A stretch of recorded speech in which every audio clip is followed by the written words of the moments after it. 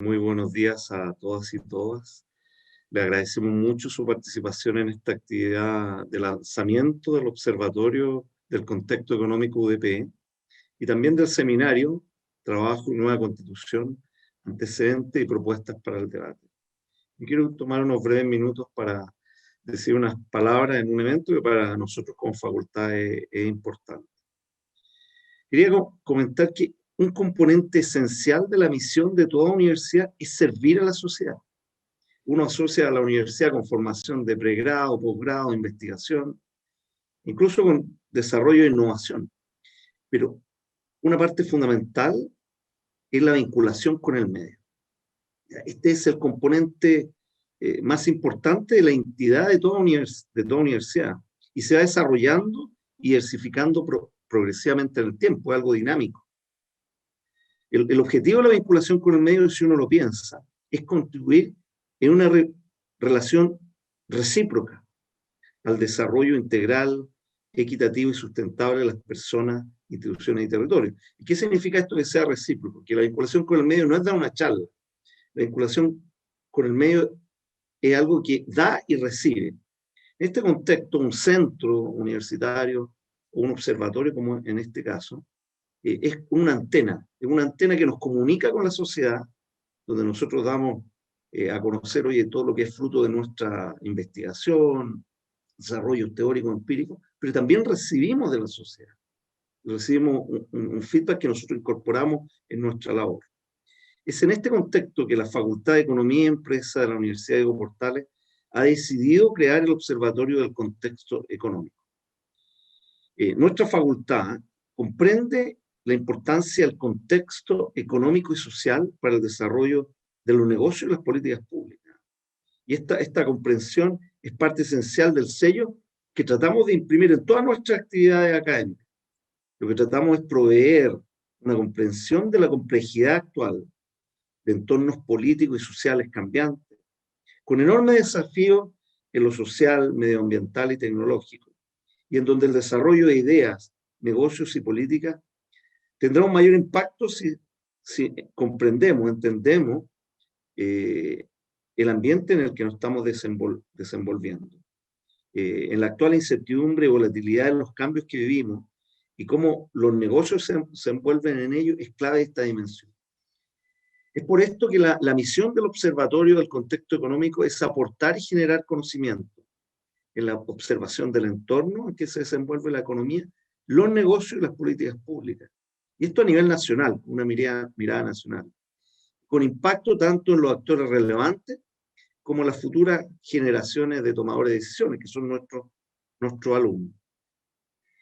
Y la visión de este observatorio es básicamente ser un referente en la discusión nacional de la política económica para un mejor entorno de negocio en el país. Y aquí tenemos dos objetivos grandes. Uno es aportar herramientas teóricas, indicadores y experiencia práctica para influir en esta relación que hay entre empresa, gobierno y sociedad. Y también ser un referente y actor relevante en el análisis de coyuntura económica. Y esto para todos nuestros stakeholders, empresas, bancas, gobiernos, instituciones académicas, think tanks y medios de comunicación especiales. Finalmente, lo que buscamos es relevancia e impacto en la sociedad y dar un sentido de propósito a los miembros de la comunidad de la Facultad de Economía y Empresa, e incentivarlo a participar del debate económico del país.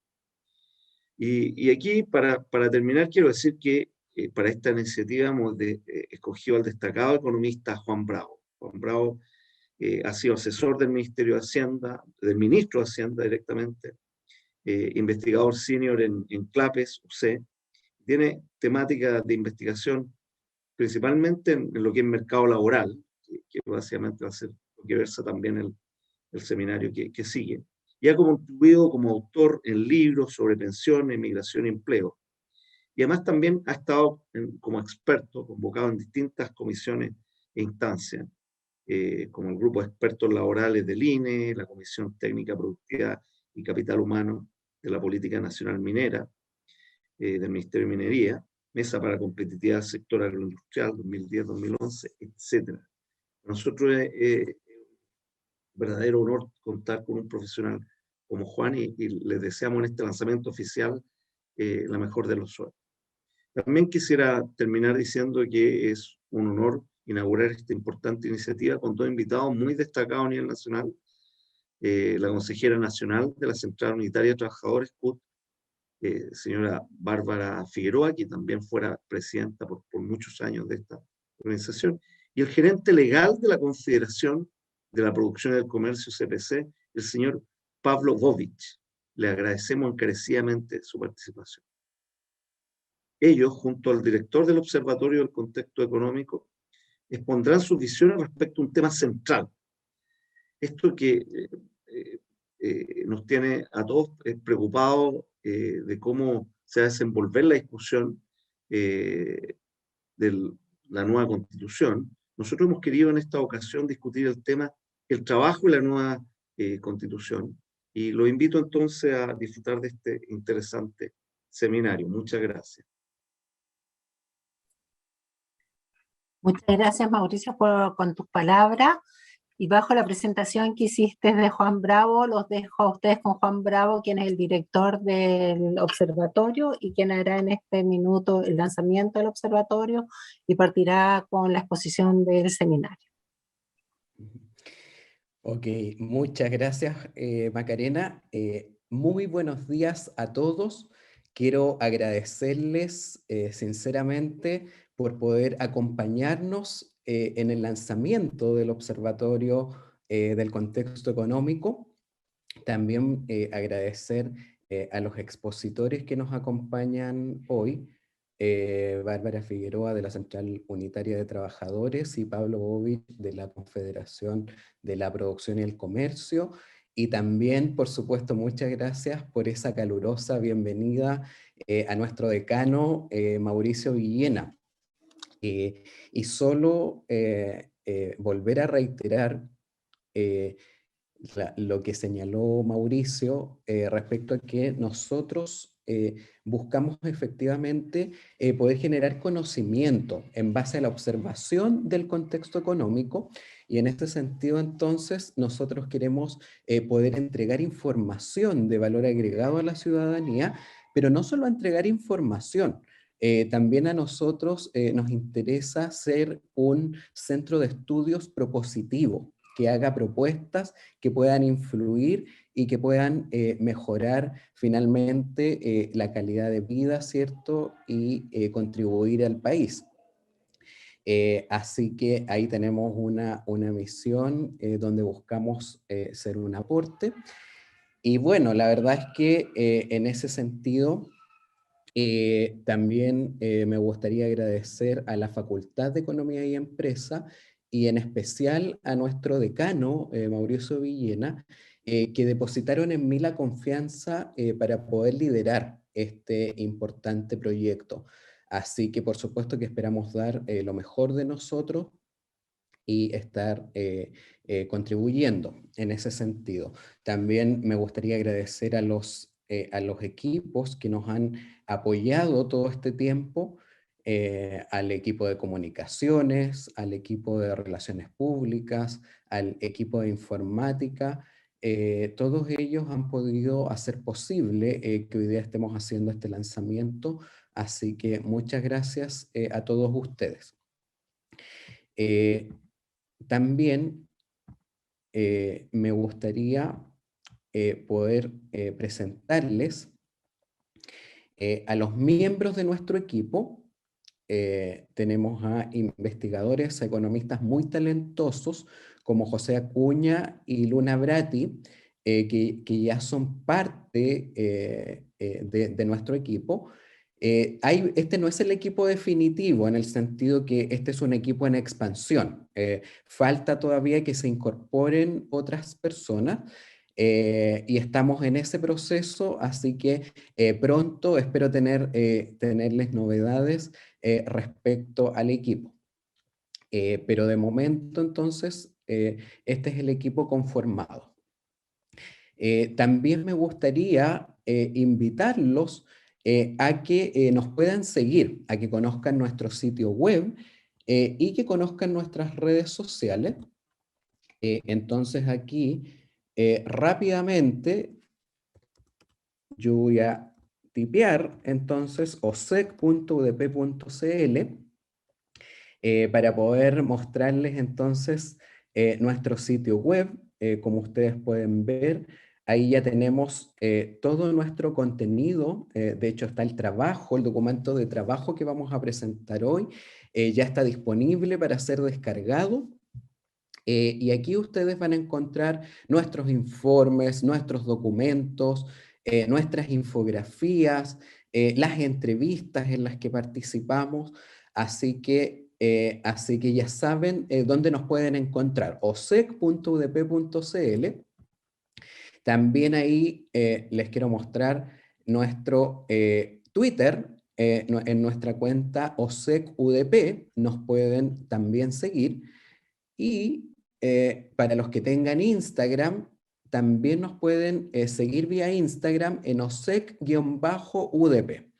¿Ya? Así que los quiero invitar a que nos puedan seguir. Ahí van a estar encontrando contenido. Nosotros vamos a ser muy activos en estar publicando material y en estar difundiendo contenido tanto a través de nuestro sitio web como de nuestras redes sociales. Así que todos invitados a que ahí nos den like y que nos puedan seguir y créanme, de verdad van a encontrar información muy, muy valiosa que les va a servir si desean comprender lo que tiene que ver con el contexto económico, con la marcha de la economía. Así que muy bien, ya hechas las presentaciones de rigor, quiero inmediatamente entrar al tema de nuestro seminario. Y entonces, como yo les señalaba, nosotros publicamos un documento denominado Trabajo y Nueva Constitución, Antecedentes y Propuestas para el Debate, que ya lo pueden descargar en nuestro sitio web. Entonces, yo aquí voy a hacer un resumen de los principales hitos de este documento. Por supuesto, el documento tiene mucho más contenido, mucho más información, pero por el tiempo acá nosotros tenemos que remitirnos a los hitos clave. Entonces, sin más preámbulo, vamos a comenzar de inmediato. Y como principio rector, nosotros entonces, para una nueva constitución, lo que nosotros queremos compartir y lo que nos gustaría hacer énfasis en que una nueva constitución tiene que contener los principios rectores de una sociedad, que es lo que nosotros creemos que son los principios rectores de una sociedad. ¿Ya? Y eso debe estar contenido, ese es el principio básico que nos debe guiar.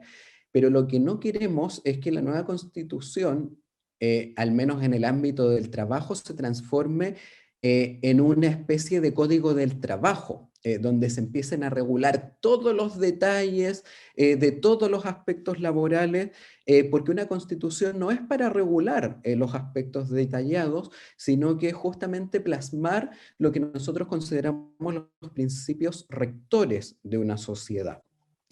Entonces, en ese sentido, no queremos una regulación que sea extremadamente detallada en la Constitución, porque además lo que hace eso es que acota después la deliberación democrática, le quita poder a las autoridades democráticamente electas. Mientras más cosas quedan detalladas en la Constitución, bueno, en el futuro las autoridades democráticamente electas tienen cada vez también menos espacio justamente para poder realizar, ¿cierto? Para realizar acciones y nos quita espacio para la futura deliberación democrática. Entonces, eso como un principio general. Muy bien, entonces comencemos con los aspectos constitucionales sobre el trabajo. Lo primero es el tema de la libertad de trabajo.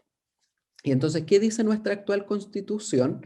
Que toda persona tiene derecho a la libre contratación y a la libre elección del trabajo, con una justa retribución.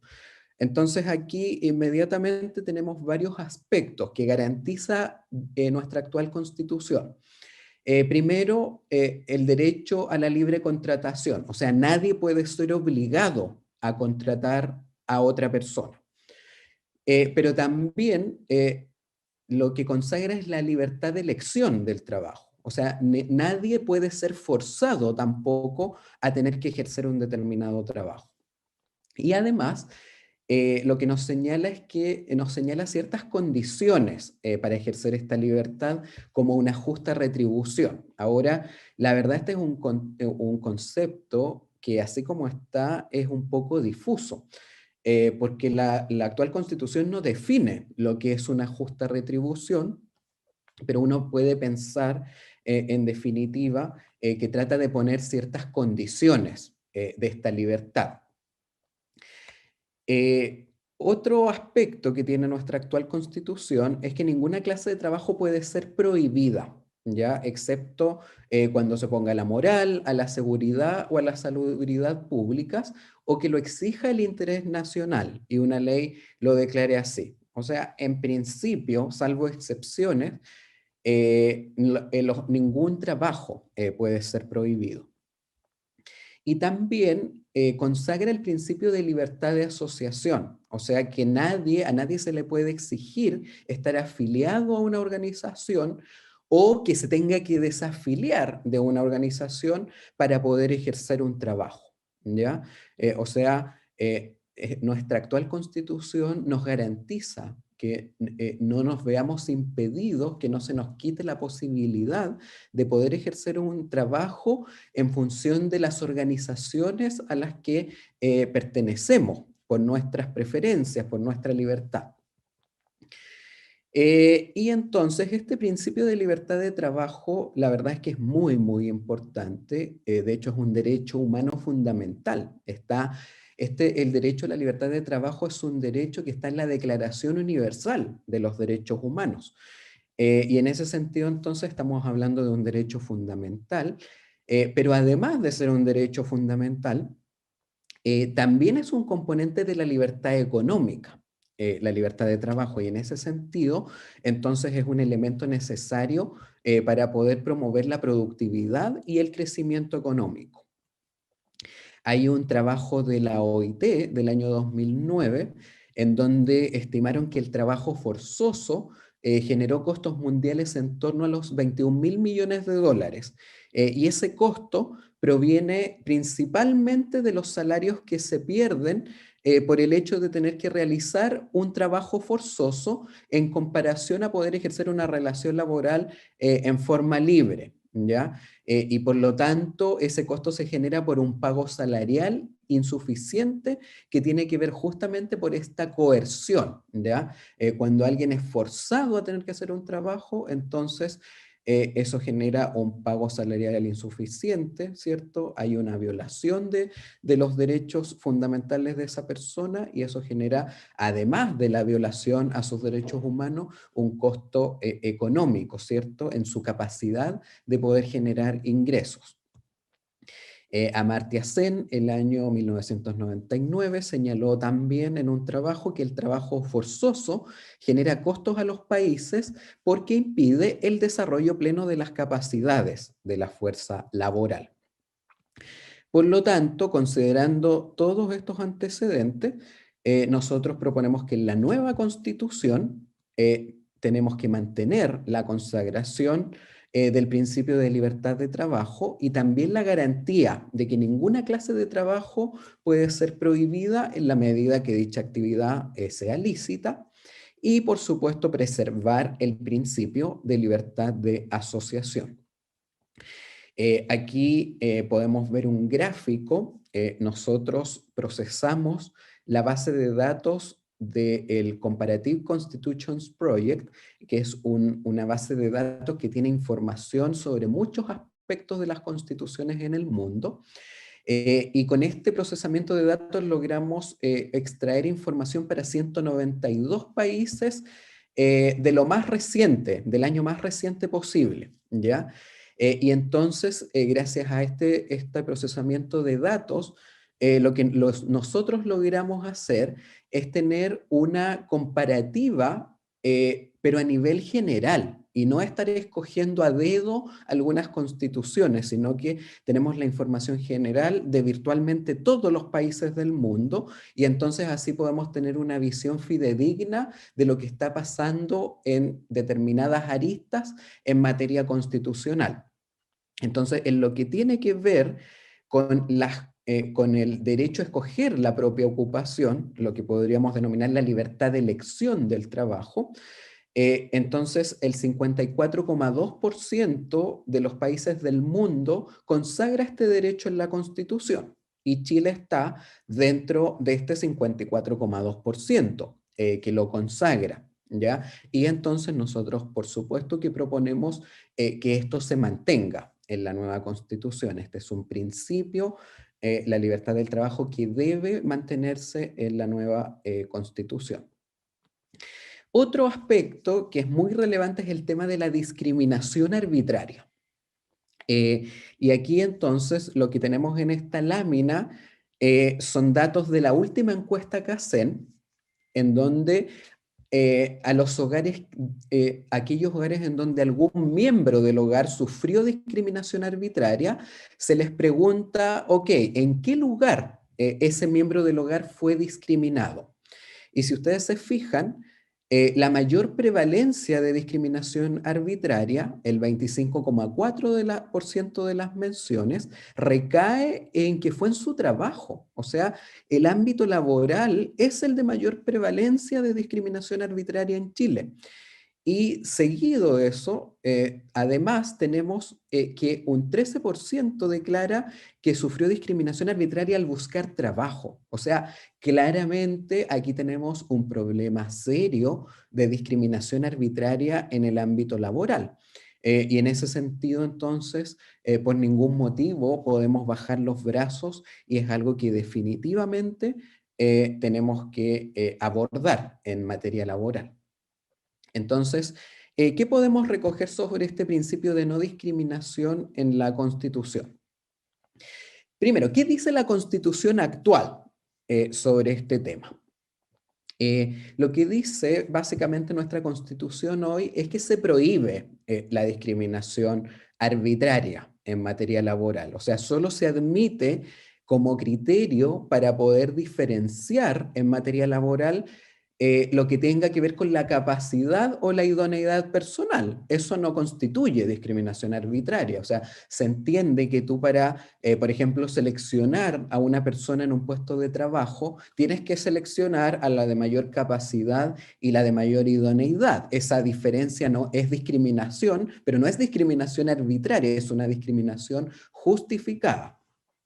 Entonces, como principio general, nuestra actual Constitución establece esto de que el principio de no discriminación arbitraria.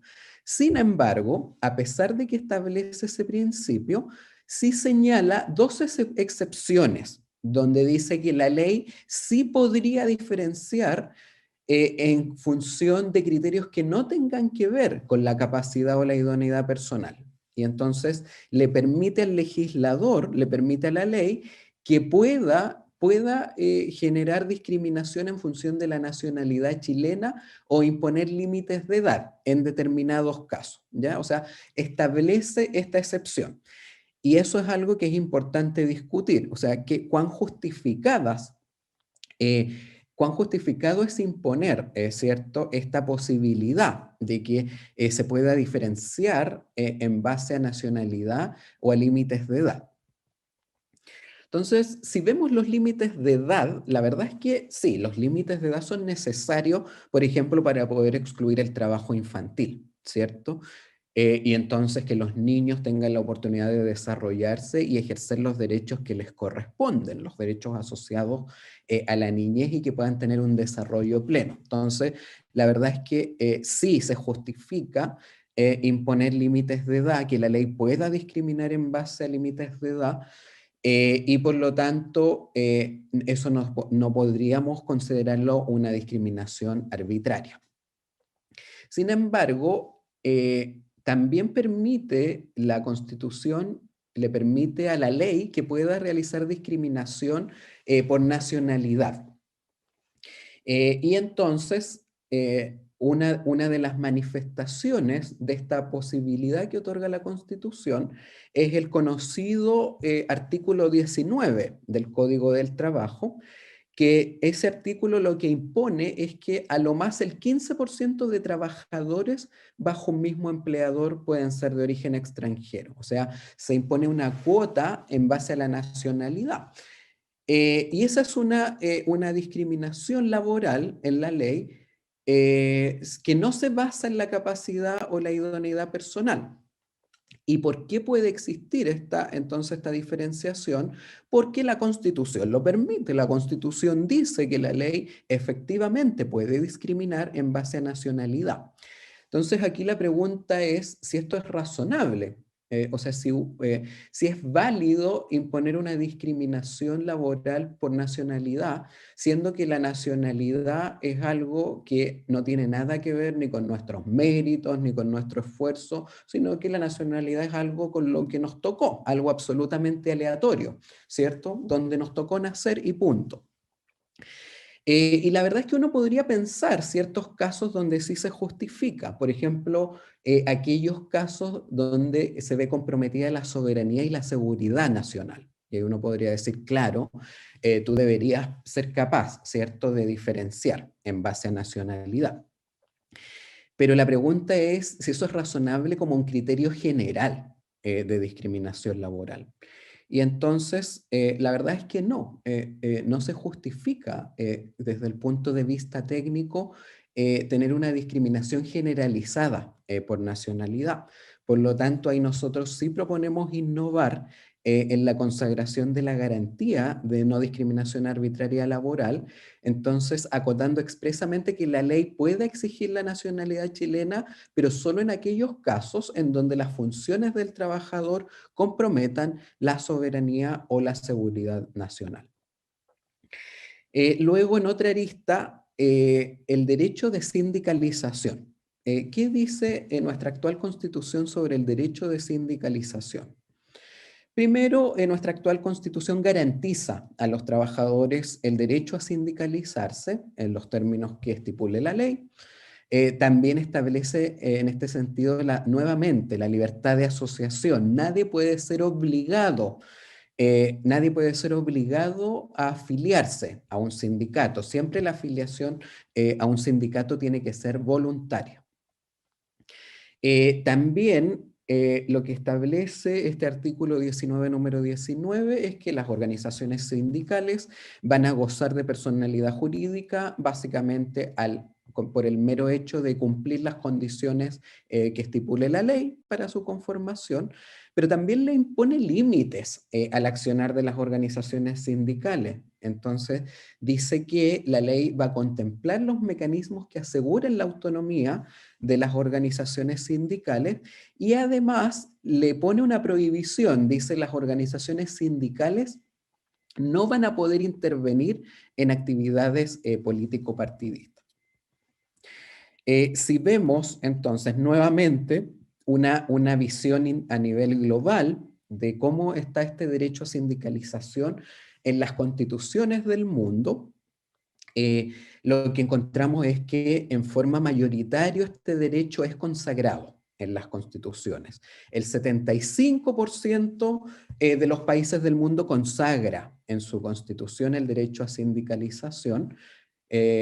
Chile está dentro de este 75%, por supuesto, que consagra el derecho a sindicalización, y esto probablemente está ligado a que el derecho a sindicalización es un derecho humano. El derecho a sindicalizarse está consagrado en la Declaración Universal de los Derechos Humanos. Hay personas que desconocen esto, que creen que, claro, el derecho a sindicalizarse es un derecho, pero muchos no saben que tiene un rango de derecho humano. Y en ese sentido, entonces, eso puede explicar por qué es tan mayoritario, ¿cierto?, que este derecho se recoja en la mayoría de las constituciones del mundo. Ahora, ¿qué podemos decir sobre este derecho en la nueva Constitución? Bueno, primero que por supuesto que debe prevalecer este derecho a sindicalizarse en la nueva Constitución, tiene que mantenerse porque es un derecho humano y en ese sentido es un principio rector de la sociedad que debe permanecer en la nueva Constitución, y también el principio de libertad de asociación, ¿ya? O sea, que sea voluntario, ¿sí?, esa afiliación a los sindicatos, nunca en ningún caso que deba ser forzada la participación en una organización sindical. Entonces, en ese sentido, la verdad es que proponemos mantener esos principios en la nueva Constitución. En la actual Constitución sí, hablábamos que existía esta prohibición bien textual de que las organizaciones sindicales no pueden intervenir en actividades político-partidistas. Y la verdad es que la OIT, por ejemplo, en ningún convenio se refiere a esta situación en particular sobre la prohibición de las actividades político-partidistas para los sindicatos. Sin embargo, el Comité de Libertad Sindical, que es un órgano de control de la OIT, sí se ha referido a esta materia en sus conclusiones y recomendaciones. ¿Y qué señala sobre este aspecto? Primero, que las organizaciones sindicales no deben incurrir en abusos en cuanto a su acción política, excediendo sus funciones propias para promover intereses políticos. O sea, no pueden en esta actividad dedicarse esencialmente a la promoción de intereses políticos. Y también señala que solo en la medida en que las organizaciones sindicales eviten que sus reivindicaciones laborales asuman un aspecto claramente político, pueden pretender legítimamente que no se interfiera en sus actividades. Entonces, la verdad es que el Comité de Libertad Sindical de la OIT creo que es bastante claro en que no es bueno, que debemos evitar que las organizaciones sindicales sean capturados, sean instrumentalizados con fines meramente políticos.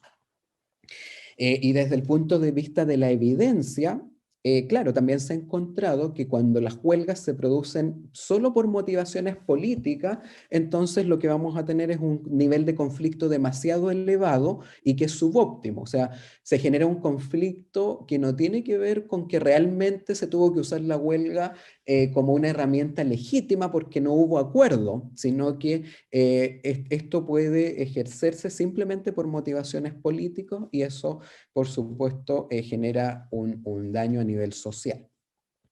Por lo tanto, parece saludable que las organizaciones sindicales efectivamente no se subordinen a los partidos políticos. Ahora, dicho eso, la pregunta es si hay que elevar a rango constitucional esta prohibición de intervenir en actividades político-partidistas. Y la verdad es que esta prohibición parece excesiva porque no se aplica un tratamiento equivalente a organizaciones de naturaleza similar. Por ejemplo, no hay un párrafo similar en la actual Constitución que diga lo mismo para las organizaciones gremiales. Entonces, claro, hoy día las organizaciones gremiales efectivamente tienen prohibido por ley inmiscuirse en este tipo de actividades, pero no en la Constitución. Entonces ahí claramente tenemos una diferencia de trato, donde a los sindicatos se les prohíbe a nivel constitucional, mientras que a otras organizaciones, como las organizaciones gremiales, solo se hace vía ley. Entonces, claramente aquí hay una diferencia en el trato, y en ese sentido lo que proponemos es eliminar de la Carta Magna entonces la prohibición de las organizaciones sindicales de intervenir en actividades político-partidistas.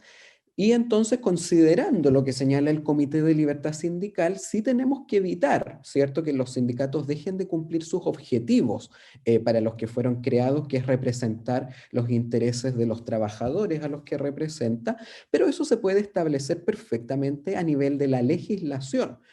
No tenemos para qué eso regularlo a nivel de la Constitución.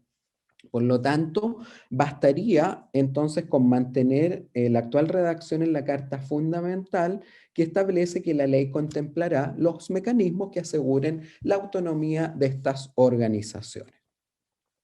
Si nos vamos al derecho a negociación colectiva ahora en la actual Constitución, la verdad es que lo que hace hoy día la actual Constitución es que consagra el derecho a negociación colectiva como un derecho de los trabajadores, pero con la empresa en que laboren, ¿ya? Entonces, si bien lo que hace la actual Constitución es que dice que va a dejar a la ley las modalidades de negociación, etcétera, etcétera, lo cierto es que sí está imponiendo una determinada modalidad de negociación colectiva a nivel constitucional, que es la modalidad de negociación a nivel de empresa. Entonces, en ese sentido, nuestra Constitución no permite ejercer el derecho a negociación colectiva en otras modalidades más centralizadas, por ejemplo, a nivel ramal, a nivel sectorial o a nivel nacional incluso, como ocurre en otros países, ¿ya? O sea, consagra un tipo específico, una modalidad específica de negociación colectiva.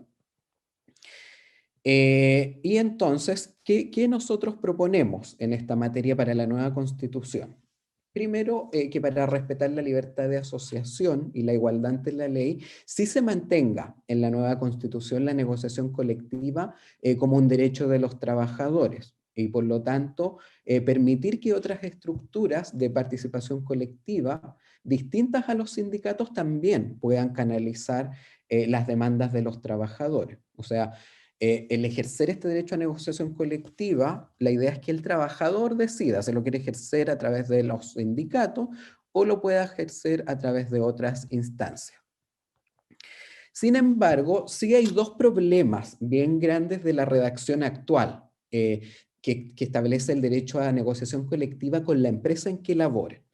El primero es que genera inflexibilidad para la regulación en la ley. ¿Y por qué razón? Porque en el contexto actual que estamos viviendo, de cambio tecnológico acelerado, la verdad es que han aumentado en forma muy significativa los formatos de trabajo de naturaleza híbrida. Entonces, ¿qué significa de naturaleza híbrida? Que no se pueden catalogar bajo las clasificaciones tradicionales de trabajador asalariado o de trabajador cuenta propia, independiente, porque tienen características de ambos. Entonces, por ejemplo, todos estos trabajadores de plataformas digitales, claro, comparten con los independientes que tienen autonomía para decidir cuándo y cuánto trabajar, pero también tienen elementos de dependencia operativa y económica, como los trabajadores asalariados. Entonces, la verdad es que no pueden ser clasificados claramente en ninguna de esas categorías tradicionales. Y de hecho, el INE pronto va a implementar una nueva categoría ocupacional que se llama los contratistas dependientes, que precisamente busca capturar estos formatos de trabajo de naturaleza híbrida. Entonces, si nosotros usamos una definición como con la empresa en que laboren, en la Constitución, la verdad es que es una redacción que ya está obsoleta, pero que ese problema se va a agravar con el paso del tiempo, porque precisamente ya no es tan claro que todos los formatos tienen esta cosa tan tradicional, que trabajan, no es una empresa en que laboren. Entonces ahí se nos viene un primer problema que tiene que ver con el contexto de avance tecnológico. Pero el segundo problema es que también nuestra actual Constitución regula excesivamente el derecho a negociación colectiva porque consagra en la Constitución una modalidad de negociación colectiva que es la modalidad a nivel de empresa. Y entonces las modalidades de negociación debieran ser materia de ley. Esto ya corresponde a la regulación laboral en detalle. Esto no es un principio rector de la organización social básica definir cuál es la modalidad específica de negociación colectiva. Y por lo tanto, entonces, considerando lo anterior, nosotros proponemos eliminar la frase con la empresa en que laboren y entonces que la nueva Constitución sencillamente se remita a consagrar el derecho a negociación colectiva y establecer de manera expresa que la ley defina las limitaciones al ejercicio de este derecho y sus modalidades. En lo que tiene que ver con el derecho a huelga, en la actual Constitución, la verdad es que nuestra actual Constitución no establece el derecho a huelga de manera expresa, sino que lo que hace es que señala quienes tienen prohibido ejercer el derecho a huelga. Entonces, ¿y quiénes lo tienen prohibido? Los funcionarios públicos y las personas que hacen trabajos esenciales. Entonces, lo que ocurre hoy es que se entiende que aquellas personas que no están nombradas con una prohibición para ejercer el derecho a huelga lo pueden hacer. Entonces, es un derecho implícito. Los que no lo tengan prohibido podrían eventualmente ejercer el derecho a huelga, pero la Constitución no reconoce expresamente el derecho a huelga, sino que lo reconoce como un derecho implícito. Y aquí Chile está en una posición absolutamente minoritaria a nivel del mundo en materia del derecho a huelga, porque solo el 4,7% de los países del mundo consagra el derecho a huelga en la Constitución, pero imponiendo las limitaciones en la misma Constitución. Y si ustedes miran entonces, lo que hace la mayoría de las constituciones del mundo o es que derechamente consagra el derecho a huelga sin ponerse a describir las limitaciones a ese derecho en la Constitución, o sencillamente no dice nada sobre el derecho a huelga en la Constitución. Pero entonces Chile está en un caso muy extraño en el mundo, muy infrecuente, donde lo establece ese derecho a huelga implícitamente, pero se pone a establecer las limitaciones en la propia Constitución. Si lo vemos a nivel de la OCDE, es el único país, Chile, que establece el derecho a huelga imponiendo las limitaciones en la propia Constitución. El resto de los países o no lo menciona, por ejemplo, Alemania, Australia, Austria no mencionan el derecho a huelga en la Constitución, que no significa que no lo tengan, ojo, solo estamos diciendo que no está consagrado en la Constitución, pero está consagrado en las leyes. Esos países tienen derecho a huelga, pero no está en la Constitución. Y otros que sí lo consagran, pero Chile es el único en la OCDE que impone las limitaciones a ese derecho en la Constitución.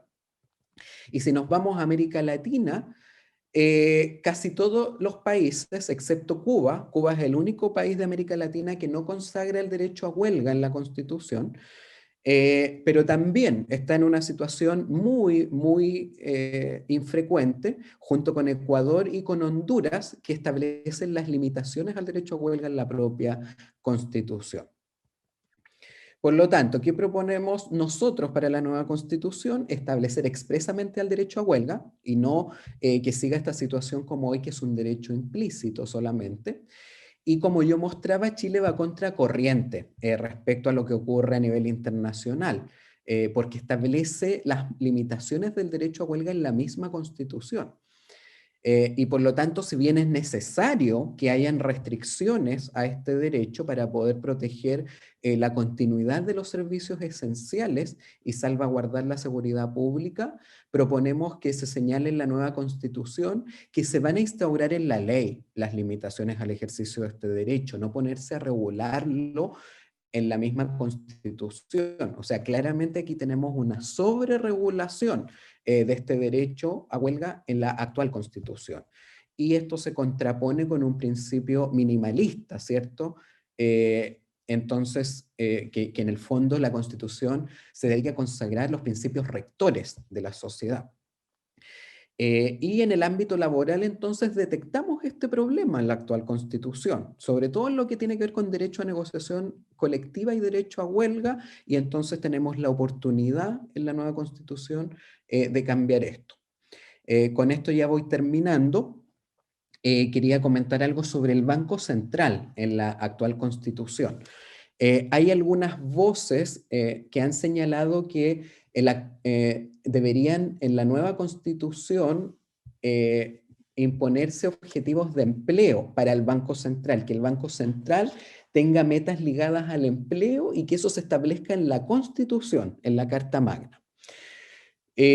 Hoy lo que dice la actual Constitución es que establece la autonomía del Banco Central, pero en la actual Constitución no se establecen los objetivos del Banco Central, ¿ya? Eso es la situación hoy. Y si lo miramos en el mundo, el panorama mundial en esta materia, La verdad es que casi el 57% de los países no dice ni siquiera algo sobre un banco central en la Constitución. La mayoría de los países no dice nada sobre la existencia de un banco central en la Constitución. No significa de nuevo que no lo tengan, sino que en la Constitución no se dice nada sobre esto. Esa es la posición mayoritaria en el mundo. Luego tenemos un 27,1% que, si bien sí señala la existencia de un banco central, la verdad es que no especifica cuáles son sus metas en la Constitución o dice que las metas se van a definir por ley. En este grupo está Chile, dentro de este 27%, ¿cierto? Que señala la existencia de un banco central, pero no cuáles van a ser sus metas en la Constitución. Y después ya tenemos casos muy minoritarios donde, claro, se establecen en la Constitución objetivos como la estabilidad de precio, ¿cierto? O la estabilidad del sistema financiero, pero la verdad es que es una posición muy minoritaria. Ahora, lo que uno encuentra, sin embargo, es que en la actualidad no existe ningún país en el mundo que establezca en la Constitución el pleno empleo como un objetivo del Banco Central. No hay ninguno. Lo que sí hay es que en algunos países el Banco Central, claro, tiene objetivos relacionados a la promoción del empleo, pero eso se mandata en la ley, no en la Constitución.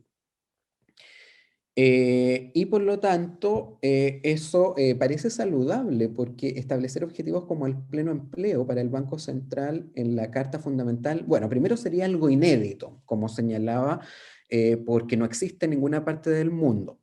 Pero también, entonces, lo que ocurre es que los objetivos de inflación y pleno empleo pueden hacer difícil ejercer la política monetaria en ciertas circunstancias, ¿ya? Entonces, en ese sentido, un principio que parece bastante sano es que si bien el objetivo de empleo no es una meta explícita del Banco Central, la verdad es que al garantizar una inflación baja y estable, sí contribuye a la promoción del empleo, lo hace indirectamente. ¿Y por qué? Porque una inflación baja y estable contribuye a un ambiente macroeconómico estable. Y esa es una condición para tener crecimiento elevado y sostenido y de esa manera promover el empleo. Y la evidencia, la verdad es que es bastante abundante sobre el impacto negativo de la inflación sobre el crecimiento económico. Aquí la verdad es que no hay mucha duda sobre este impacto pernicioso que tienen altas inflaciones sobre el crecimiento económico y por lo tanto la contribución no es que el Banco Central no impacte en nada al empleo, contribuye al empleo al generar un clima macroeconómico estable a través de una tasa de inflación baja y estable. O sea, ese es un requisito para promover el empleo. Y con esto finalmente termino con el tema del trabajo infantil. Hoy día solo 35,4% de las constituciones en el mundo pone límites al trabajo infantil en la Constitución. Y la verdad es que desde el punto de vista económico, en la medida que los países crecen y los mercados laborales crean empleos de calidad, la verdad es que la erradicación del trabajo infantil se produce en forma natural, porque la raíz de dicha problemática es la pobreza. Sin embargo, el proceso de desarrollo económico es de largo plazo y por lo tanto las políticas públicas que apunten a atacar el problema de raíz son indispensables. Eso es súper importante tenerlo bien claro. Ahora, por lo menos desde mi perspectiva, la proscripción, la erradicación del trabajo infantil debe ser un principio rector de la sociedad. ¿Por qué?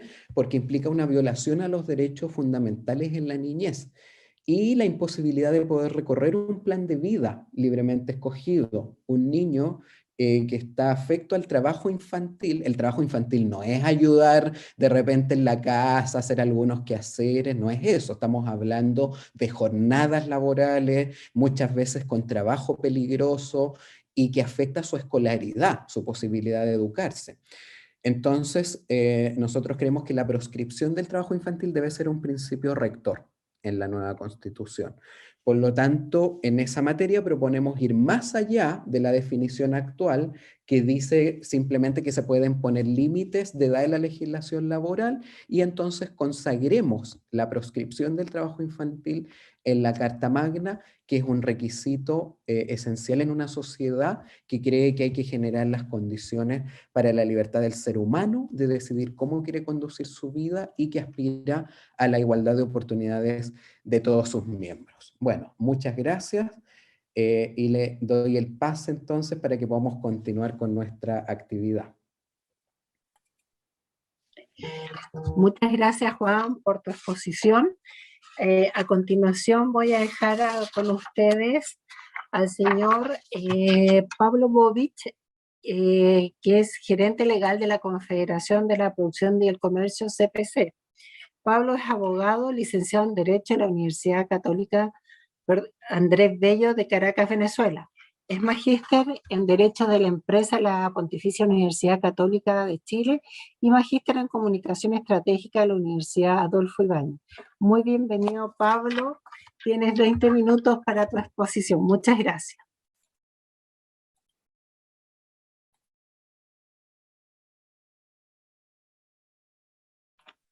Pablo está silenciado. Ahí se escucha, sí. Ahí sí. Sí. Muchas gracias, Macarena. Muchas gracias. Gracias por el pase, gracias por la invitación. Bueno, estimado Mauricio Villena, decano de la Facultad de Economía y Empresa de la Universidad Diego Portales. Bueno, Juan Bravo, director del Observatorio del Contexto Económico de la Universidad Diego Portales. Macarena, coordinadora de Asuntos Públicos de la Facultad de Economía y Empresa de la Universidad Diego Portales. Y Bárbara Figueroa, creo que todavía no se nos ha unido, vicepresidenta de Relaciones Internacionales de la CUT, y buena amiga de mucho tiempo. Queridos amigos y amigas, primero que todo, a nombre de la Confederación de la Producción y el Comercio, quiero partir para agradecer esta gentil invitación que han tenido con nosotros para participar en un seminario con un tema muy interesante, ¿no? Este de trabajo en una constitución, antecedentes y propuestas para el debate. Muy interesante, por cierto, la presentación previa que hizo Juan Bravo. Yo creo que provee información relevante y comparada que vale la pena observar para justamente poder llevar a cabo este tipo de debates, ¿no? Yo creo que en el ámbito laboral, una nueva constitución claramente tiene que ser un nuevo pacto social, que fije un marco legal general que sea consensuado, que establezca la libertad de trabajo y su protección, que promueva, por cierto, la formalidad laboral, el derecho a la seguridad social y el diálogo social voluntario, que reconozca además, algo que comentaba Juan muy importante, la libertad de asociación, la libertad sindical y el derecho a la sindicalización y a la negociación colectiva, junto con la libre iniciativa privada y el derecho de propiedad, y que se comprometa, por cierto, con el respeto por los derechos previstos en los convenios fundamentales de la OIT. La OIT tiene un listado amplio de convenios, varios de los cuales han sido ratificados por Chile, pero hay una categoría especial de ellos que son los convenios fundamentales. Son convenios que se entiende se aplican incluso a países que no los han ratificado por ser parte de la OIT, y que por tanto son obligaciones para todos los estados que forman parte de esta organización, parte de Naciones Unidas. Sin embargo, concuerdo que el detalle de la regulación laboral debe ser objeto de leyes. La Constitución puede establecer un marco general, pero son las leyes las que después deben definir los aspectos específicos. Yo también pensamos que la discusión del marco laboral debe realizarse conforme a datos objetivos, que tomen en cuenta el contexto económico y también el contexto social del país. En este sentido, yo creo que es fundamental atender los indicadores y encuestas oficiales, tanto nacionales como internacionales. Afortunadamente hay gran cantidad de información hoy en día disponible, que cruzándola es fácil o es más sencillo entender bien la realidad laboral a nivel nacional.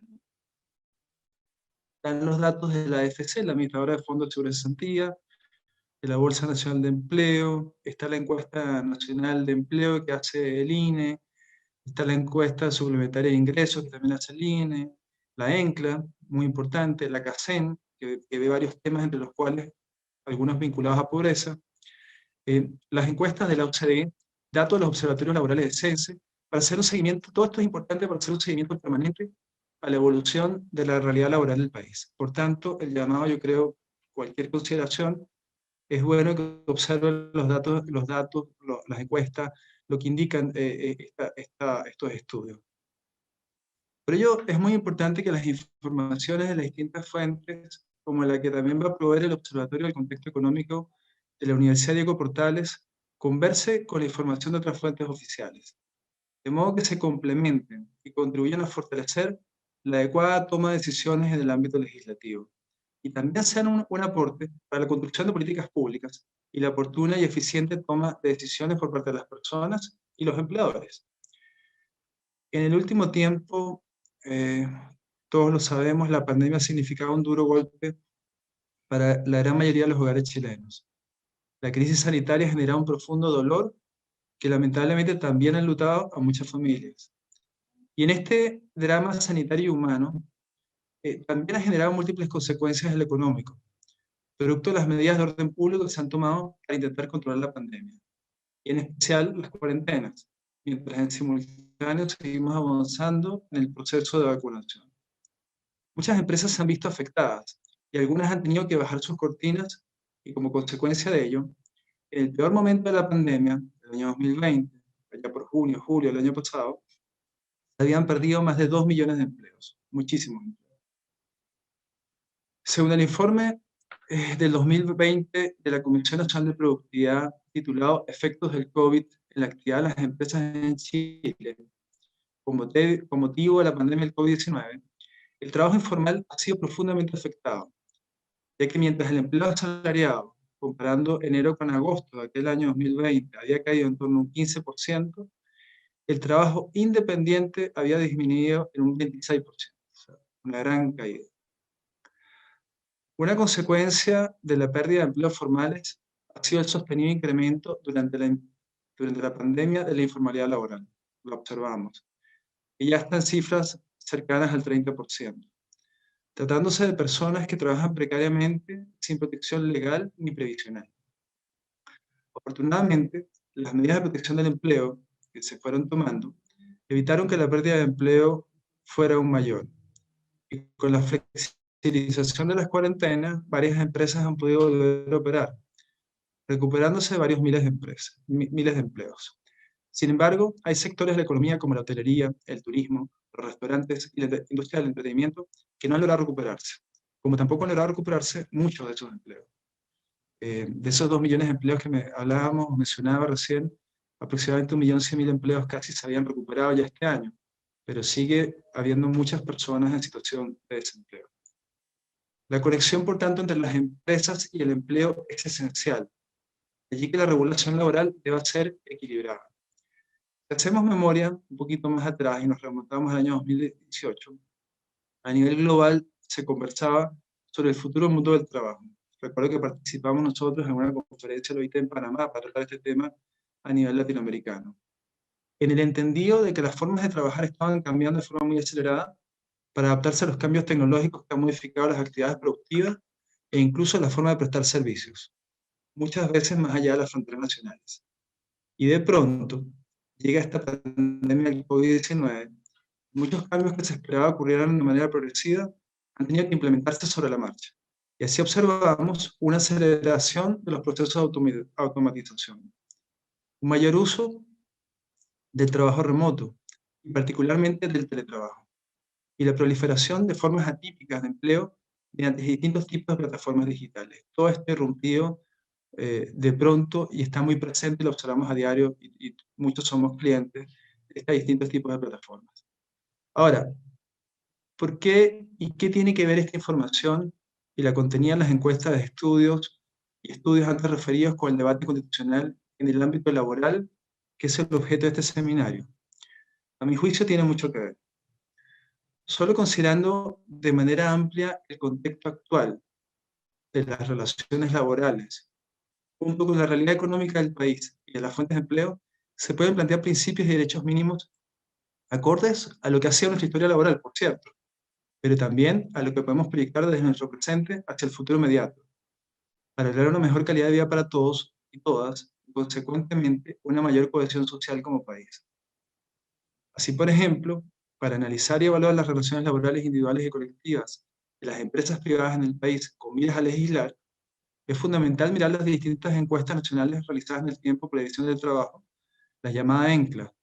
Allí se puede observar la evolución del número de tamaño de empresa, los trabajadores y trabajadoras que prestan servicios en ellas, los tipos de contrato y su duración, la evolución de la tasa de sindicalización y de la negociación colectiva por sector económico y tamaño de empresas, y también los indicadores de conflictividad laboral, entre muchos otros temas, incluyendo el que mencionaba Juan, que me dejó preocupado, que es el que tiene que ver con la discriminación arbitraria y de dónde se produce. Considerando una realidad más reciente, es necesario observar la empleo asociado a las plataformas digitales, también se comentó. Se trata de muchas personas trabajando bajo un esquema de trabajo no regulado, donde pueden prestar servicios a más de un empleador a la vez, incluso empleadores que son competencia directa entre ellos, en horarios diversos e intermitentes, y por ahora, de manera independiente, muchas veces paralela con relaciones laborales dependientes. Se trata de una forma de empleo que tiene muchos adeptos, porque mucha gente participa de este tipo de empleo, pero también muchos detractores, pero que claramente se ha convertido en una alternativa real de empleo para personas que encuentran en estas herramientas digitales un espacio acorde a sus tiempos y necesidades, o una forma de complementar sus ingresos. Un segundo factor, igual o más importante que el primero para la inclusión de principios y normas generales laborales en la nueva Constitución Política, tiene que ver con el diálogo con los actores sociales del mundo del trabajo. El diálogo de los y las constituyentes recientemente electos con las centrales de trabajadores y con los gremios empresariales debiera contribuir a reflejar de manera adecuada la realidad del trabajo en los distintos tamaños y tipos de empresas. Si sumamos los datos, la información que antes señalamos que es importante tener a vista, con un diálogo frecuente, una atenta escucha a las realidades que indican tanto los centrales de trabajadores como los gremios empresariales, probablemente es más fácil ir acercándose a la situación real que ocurre en el país. Y una vez más, creo que es importante recordar que la regulación particular de las múltiples realidades del ámbito laboral debe ser materia de leyes. La Constitución Política solo debe establecer el marco general y mínimo que luego las leyes deben desarrollar y emplear. Coincido con lo que comentaba recién Juan Bravo, es importante que haya espacios para la liberación democrática.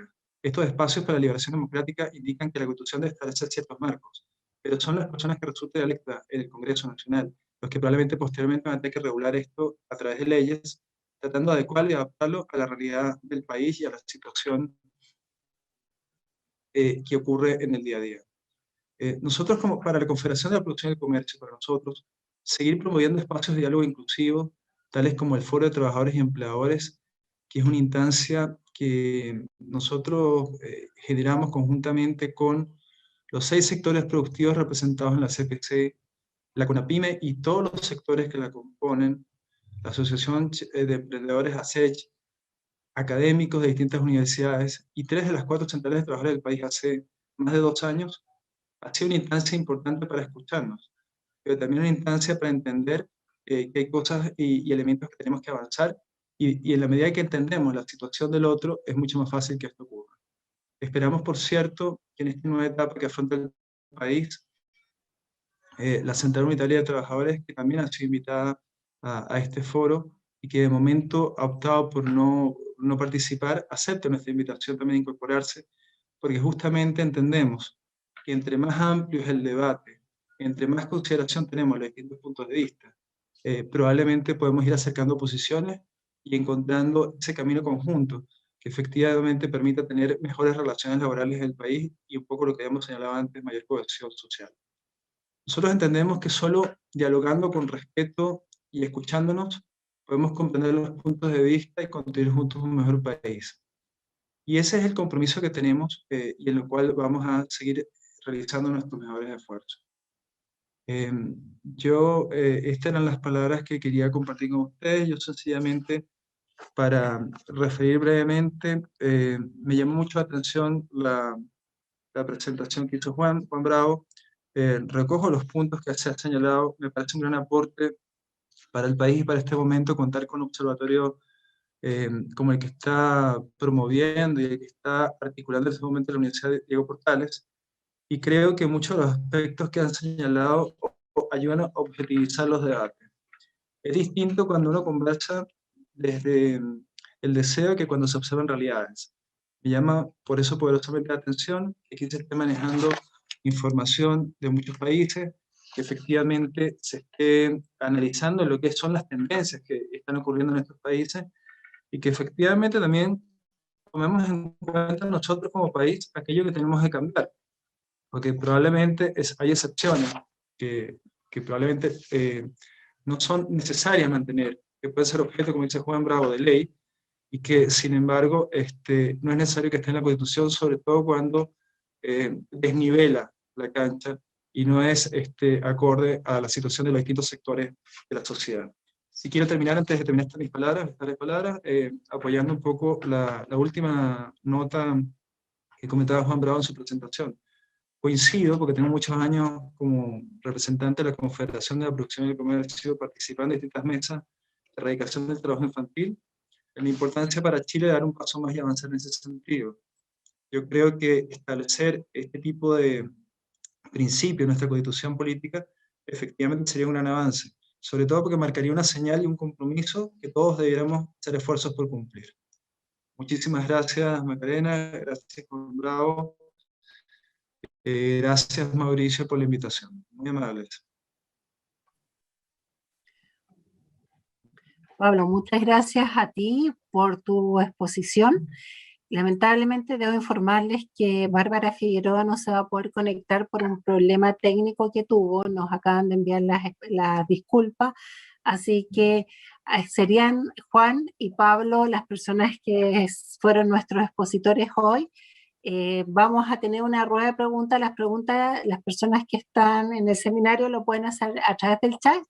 Pero por ahora tenemos algunos comentarios que quisiera que o Pablo o Juan, la verdad, los comentaran en virtud de lo que se trató en este seminario. Tenemos la primera que dice, exigir nacionalidad chilena, por ejemplo, para ingresar a la Fuerza Armada. Es una excepción que se necesita tener en la Constitución, aunque siempre por ley. Esto no significa aprobar o rechazar la norma del CT del 15%. Ese es uno de los comentarios para que ustedes los puedan hablar o especificar. No sé si prefieren que les lea las 4 que hasta el momento tenemos, si nos llegan más preguntas, o vamos una por una. Sí, yo creo que una por una, porque es más fácil, porque veo que son temas distintos, no todos iguales. A ver, respecto a eso, claro, yo estoy ahí totalmente de acuerdo con Salvador, y por eso nosotros lo que nosotros no queremos es establecer un principio de discriminación por nacionalidad general, o sea, decir, para cualquier trabajo que uno pueda discriminar por nacionalidad.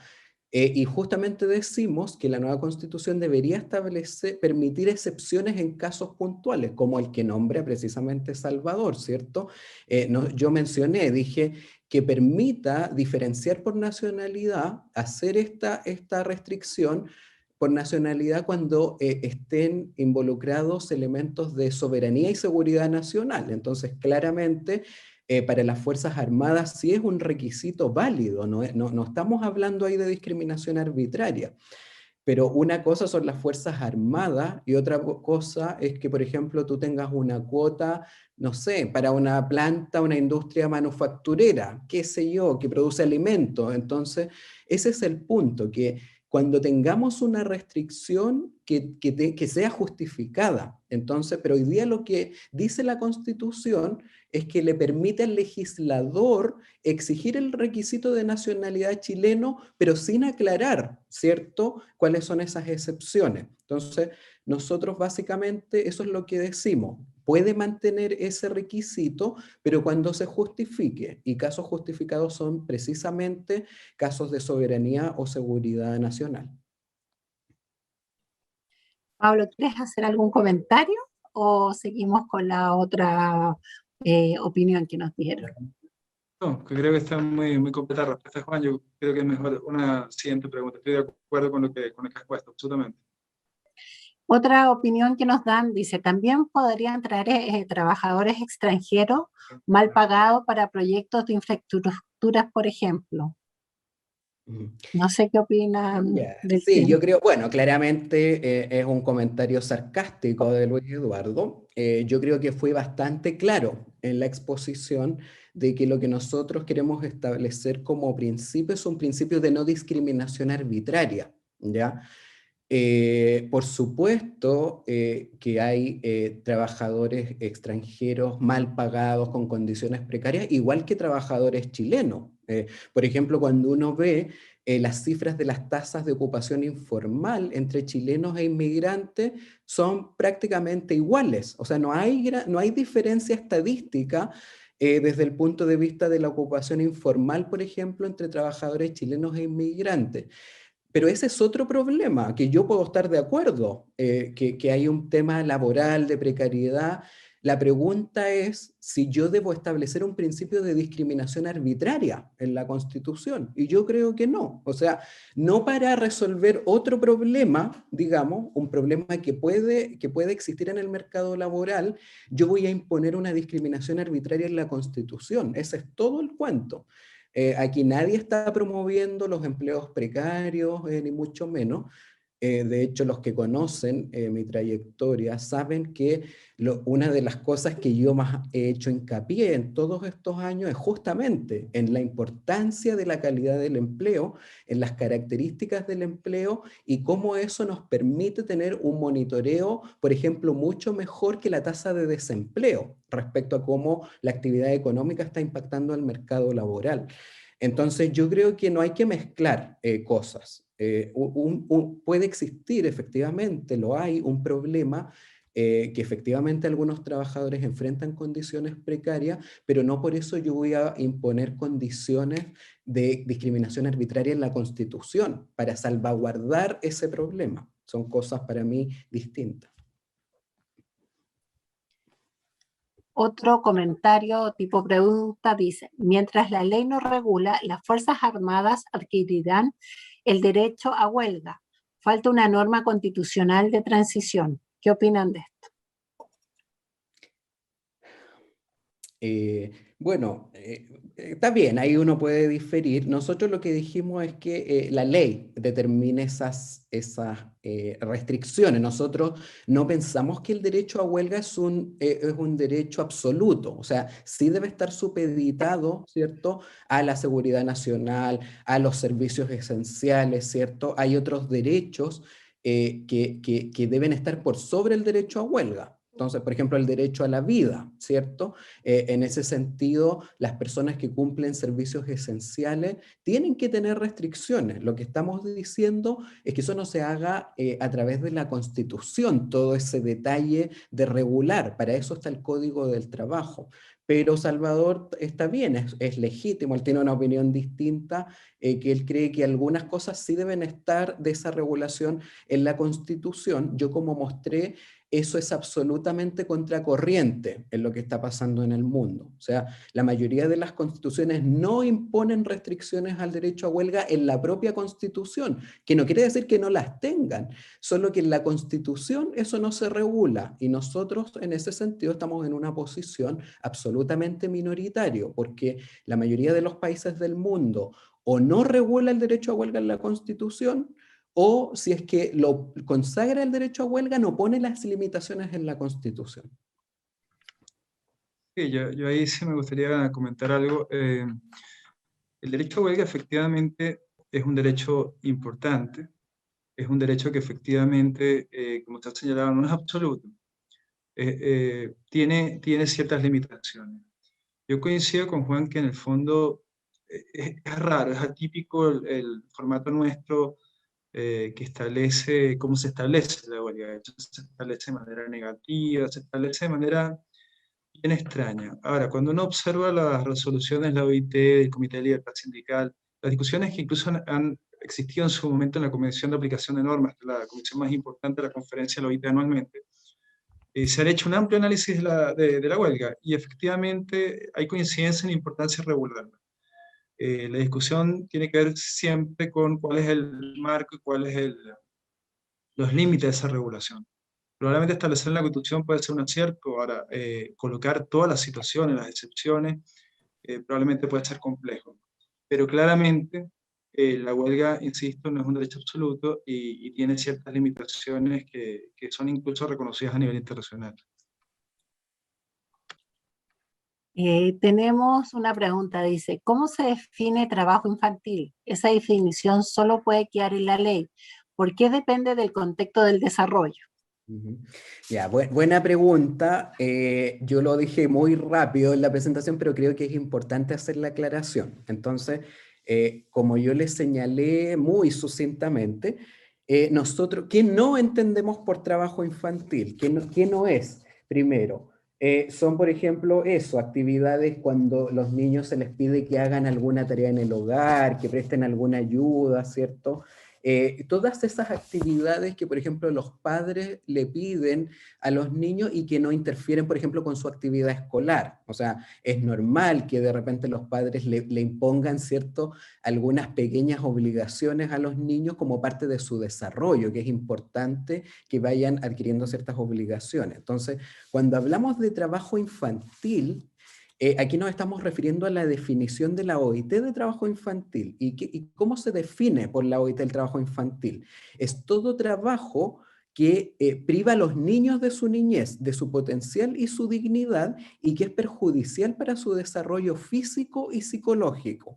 Entonces, cuando hablamos de trabajo infantil, decimos que es aquel tipo de trabajo que es peligroso para el bienestar del niño o que interfiere con su escolarización, porque ya sea les priva de ir a clase, no pueden ir a clase por tener que estar trabajando, o les impide cumplir con sus obligaciones escolares porque la carga laboral es demasiado alta. Eso es lo que entendemos como trabajo infantil.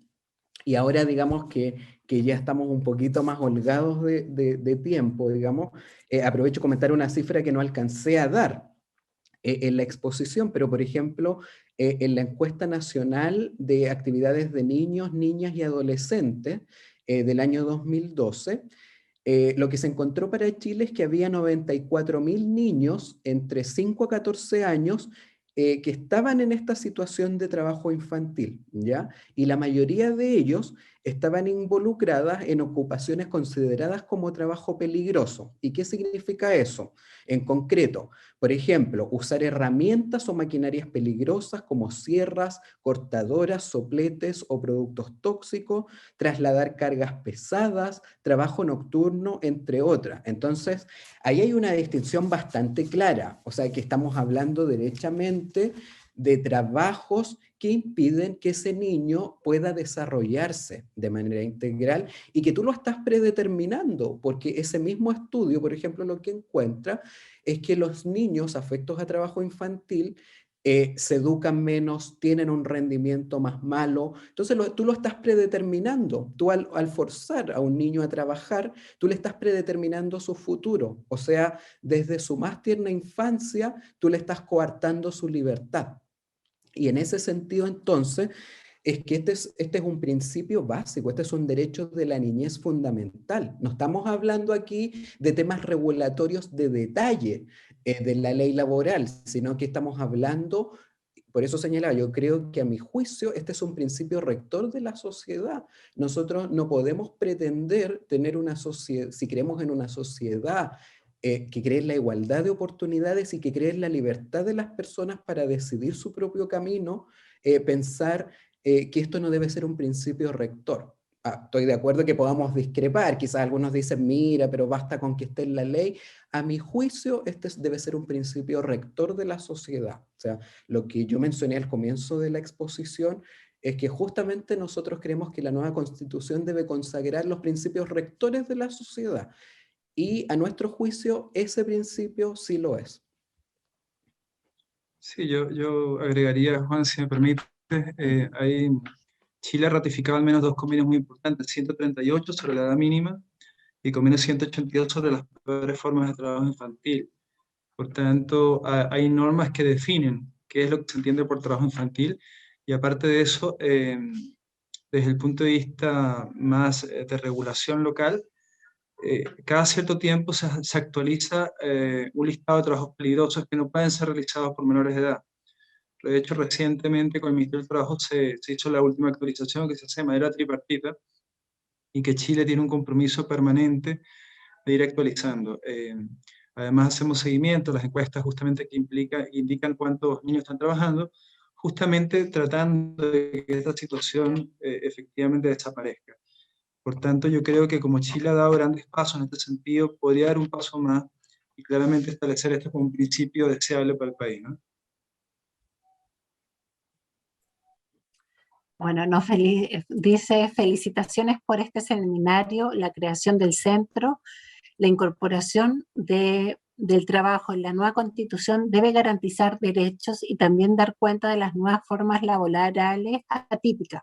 Por ejemplo, plataformas digitales, temas claves a tener en cuenta, como los diálogos social, derechos fundamentales, desarrollo de competencias, inclusión, sostenibilidad, bienestar y calidad de vida. No es que haya que regularlos en detalle en la Constitución, pero sí establecer el marco que permita considerarlos como propósitos finales del trabajo. No sé si quieren opinar algo, estamos de acuerdo. No, yo comentaría muy brevemente, yo creo que efectivamente es bueno recordar que la Constitución es un marco, es ese marco general que nos vamos a dar, ese pacto finalmente, que establece las directrices que todos queremos promover como sociedad y que todos queremos respetar. Luego, efectivamente, probablemente hay que establecer más derechos, sin duda, en la Constitución, pero también hay que tener en cuenta que la particularidad siempre debe quedar en materia de discusión legal. De lo contrario, nos podemos hacer de una Constitución gigantesca en distintos temas. Aquí estamos viendo el ámbito laboral y una parte de ese ámbito laboral probablemente. Por tanto, yo coincidiendo con lo que se propone, creo que es importante escoger bien cuáles son esos principios, esos elementos fundamentales que deben estar allí y que den base para el desarrollo legislativo posterior.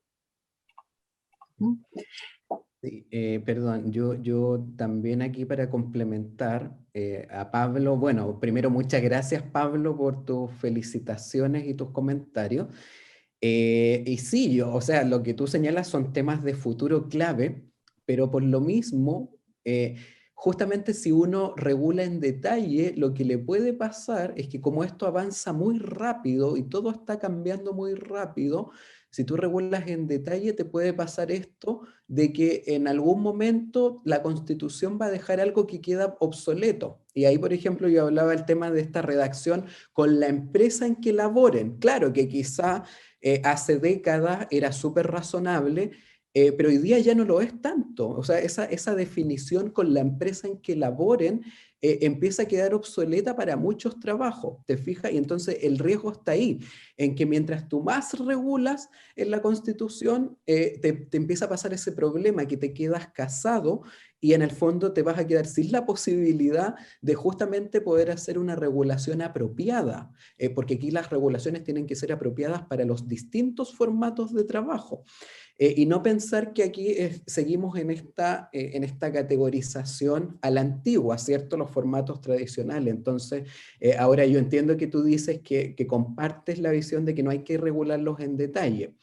Claro, entonces, pero ahí entonces, a mi juicio, de nuevo, yo insisto en que creo que los principios rectores son los que debe consagrar la Constitución, porque vamos a correr el riesgo entonces de que si empezamos a regular detalles, aunque no sean demasiado, que finalmente eso quede totalmente obsoleto y que no calce con los avances y cómo los formatos laborales se van transformando.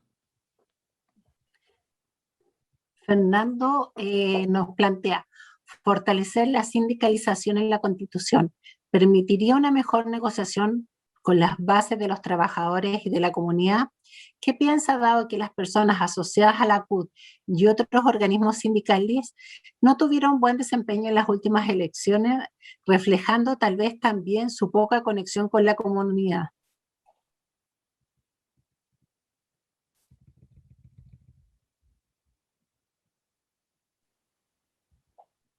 Es un tema que, bueno, nos hubiese un poco gustado que la persona de la CUT lo comentara. No sé si quieren hacer algún comentario. Sí.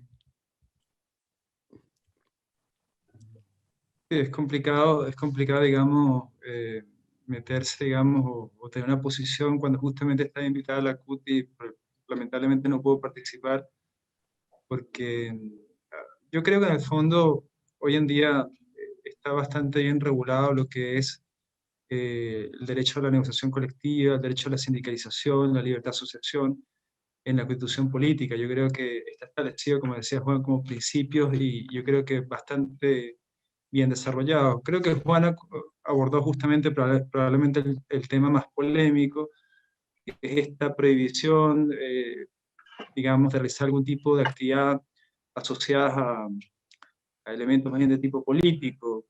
Yo creo que, como decía Juan, no es necesario que se mantenga porque finalmente esa restricción no existe para los gremios empresariales también, no tendría por qué existir para los sindicatos. Pero yo creo que más allá de eso, yo creo que está bastante bien regulada la disposición en la Constitución actual. Sí, yo solo para complementar, bueno, también lamentar, por supuesto, que Bárbara no se haya podido conectar. Nosotros, lo quiero dejar súper claro, nosotros quisimos tener ambas visiones. Queríamos tener la visión, por un lado, de la CPC, pero también de la CUT. O sea, nosotros lo que nos interesa es no tener solo un punto de vista, ¿cierto? Queremos justamente mostrar la diversidad, la riqueza de las distintas posturas, porque eso se trata, ¿cierto? De que dialoguemos, que debatamos, ¿cierto? Sobre estos temas que son tan importantes. Entonces, bueno, lamentablemente ocurrió esta circunstancia que francamente lo lamento mucho, porque hubiera sido muy importante. Igual si hay algún dirigente sindical, que creo que por ejemplo está don Juan Azúa, por ahí lo vi, feliz si puede aportar algo, me encantaría poder escuchar su visión, si es que quiere, por supuesto, pero claro, creo que ahí un poco repetir lo que dice Pablo, en el sentido de que claro, en general el derecho a sindicalización está bastante recogido en la actual Constitución. Hay un punto bien concreto que tiene que ver con esto de la prohibición de actividades político-partidistas que yo expliqué, ¿cierto? Y que parece una sobreregulación, pero en lo demás la verdad es que es un derecho que se consagra en la actual Constitución y que, como es un derecho humano, debe mantenerse en la nueva Constitución. Tenemos otra pregunta, dice, ¿qué opinan con respecto a que no se respeta la huelga como derecho, solo como un paso transitorio? Es muy fuerte el temor de los trabajadores a llevarla a cabo, ya que si la empresa logra el 51% de ingreso, se acaba la huelga con el fracaso de los dirigentes.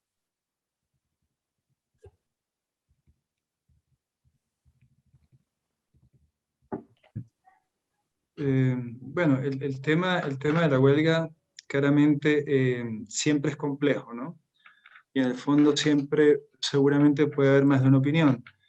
En Chile y a nivel internacional ha sido muy discutido. Yo les comentaba, tan discutido fue que yo participé el año 2011 o 2012 en la conferencia anual de la OIT, y si no me equivoco, en 2011, por primera vez en la historia de la conferencia, se suspende la conferencia, la Comisión de Aplicación de Normas, por un impasse que hay con respecto a cómo está consagrado este derecho en los convenios 87 y 98 de la OIT, sobre lo cual, por cierto, no hay una versión pacífica resuelta hasta el día de hoy, año 2021, cuando estamos una vez más en una conferencia, ahora de manera virtual. Sí pienso, en el fondo, uno como empleador, digamos, en este caso como confederación, quiere abogar siempre por las mejores relaciones laborales posibles y entendemos que la huelga es un derecho de los trabajadores. No puedo estar de acuerdo, obviamente, como CPC, con ninguna medida que signifique una retaliación para los trabajadores como consecuencia del ejercicio de un derecho al que tienen y que está consagrado en la ley, digamos.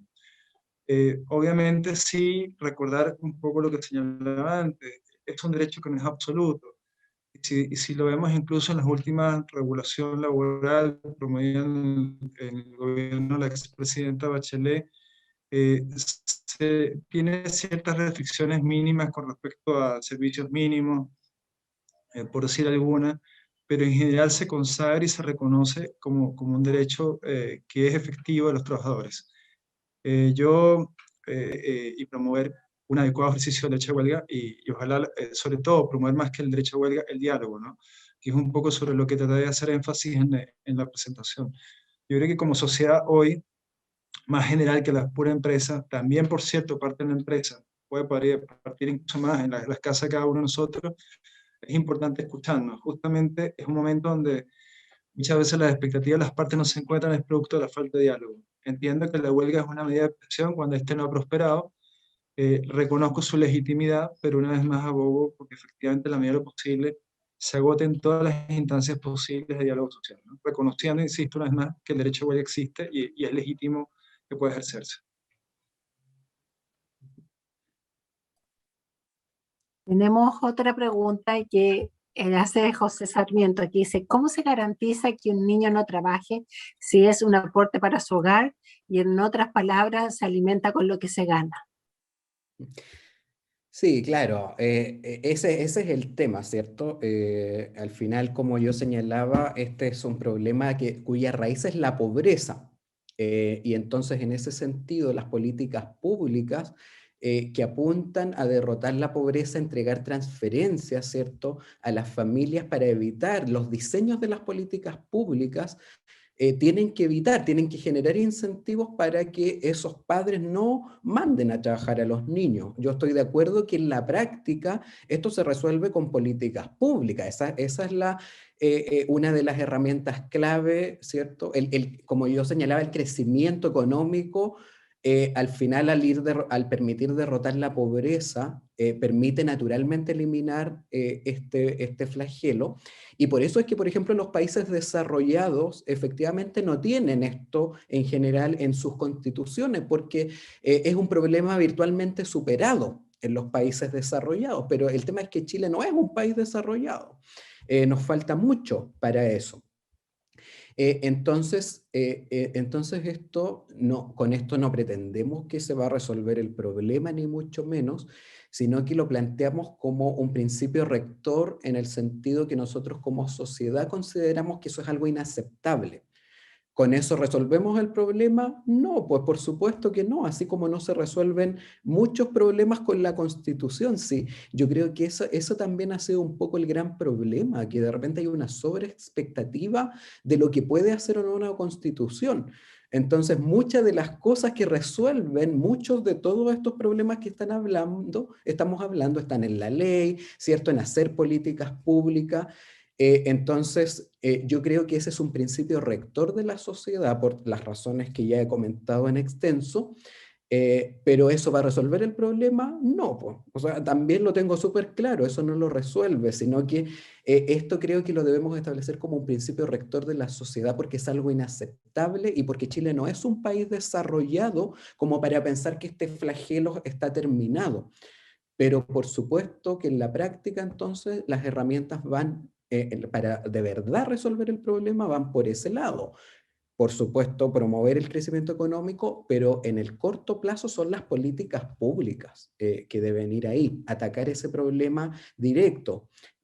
Así que sí, esa va por ese lado, pero eso no quita que no lo podamos consagrar, ¿cierto? Como un principio constitucional. Desde La Serena felicitan a los expositores y su pregunta es, ¿cómo van a vincular sus propuestas con los constituyentes? Bueno, vamos ahí a nosotros a tratar de hacerles llegar nuestras propuestas a los constituyentes para que ojalá lo puedan revisar, tener en cuenta. Así que sí, es algo que efectivamente tenemos pensado hacer. Así que muchas gracias. Bueno, tenemos felicitaciones, la verdad, por el seminario, por los expositores. También lamentan mucho que la representante de la CUT no haya podido llegar, pero en general realmente ha sido una visión muy completa de todo el tema laboral, ¿verdad? Y por otro lado, el tema de la Constitución. Estamos en el tiempo, yo creo que hay que respetar, ¿verdad?, el tiempo tanto de los expositores como de los participantes. Les doy nuevamente las gracias tanto a Juan como a Pablo por sus exposiciones. Y a nombre de la Facultad de Economía de Empresas y el Observatorio del Contexto Económico, agradezco la participación de ustedes como de los participantes y que tengan un muy buen día y muchas gracias por haber estado con nosotros. Muchas gracias a todos por haber participado. Que estén muy Muchas bien. gracias también. Gracias por la invitación. Que tengan muy buen día. Hasta luego. Chao, chao. Muchas gracias.